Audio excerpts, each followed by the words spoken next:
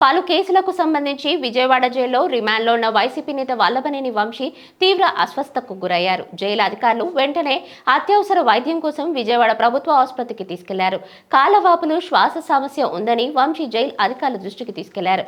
వెంటనే వాళ్లు కారాగారంలోనే వైద్య పరీక్షలు చేయించారు. అనంతరం ప్రభుత్వ ఆసుపత్రికి తీసుకెళ్లారు. ప్రభుత్వ ఆసుపత్రిలోని సూపర్ స్పెషాలిటీ బ్లాక్లోని కార్డియాలజీ విభాగంలో ఉంచి గుండె, శ్వాసకోశ, జనరల్ ఫిజిషియన్ వైద్య నిపుణులు పర్యవేక్షణలో పరీక్షలు నిర్వహించారు.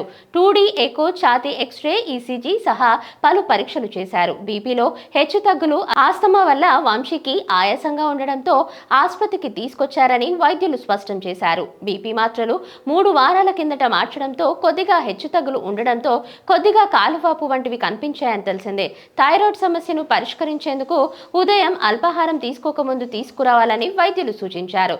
నెల కిందటే అనారోగ్యంగా ఉందని వంశీ చెప్పడంతో జైలు అధికారులు ప్రభుత్వ ఆసుపత్రి నుంచి జనరల్ ఫిజిషియన్ను పిలిపించి వైద్య పరీక్షలు చేయించారు.